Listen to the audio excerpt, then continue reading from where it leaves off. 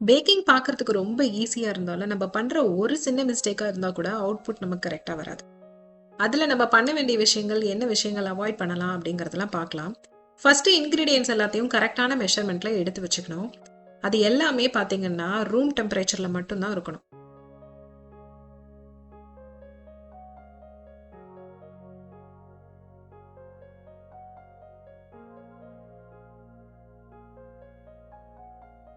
2வது முக்கியமான விஷயம் என்னன்னு பார்த்தீங்கன்னா, ஓவர் மிக்ஸ் பண்ணக்கூடாது.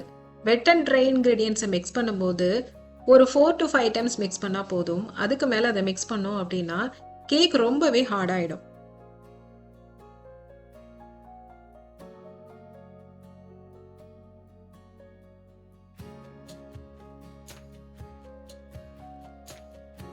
3வது முக்கியமான விஷயம் என்னன்னு பார்த்தீங்கன்னா, ப்ரீ ஹீட் பண்றது. வெட் அண்ட் ட்ரை இன்கிரீடியன்ட்ஸ மிக்ஸ் பண்றதுக்கு முன்னாடியே ஓடிஜிய ஒரு 10 மினிட்ஸ்க்கு கண்டிப்பா ப்ரீ ஹீட் பண்ணணும். அப்படி ப்ரீ ஹீட் பண்ணலன்னா, நம்ம செட் பண்ணி வச்சிருக்க டைம்க்குள்ள அந்த கேக் ரைஸ் ஆகாம, பேக் ஆகாம அப்படியே இருக்கும். லாஸ்ட் இம்பார்ட்டன்ட் விஷயம் என்னன்னு பார்த்தீங்கன்னா, செட் பண்ணி வச்சிருக்க டைம்ல ஒரு 25 மினிட்ஸ் நீங்க செட் பண்ணி வச்சிருக்கீங்கன்னா, 20 மினிட்ஸ்க்கு அப்புறம் தான் ஓடிஜிய ஓப்பன் பண்ணியே பார்க்கணும்.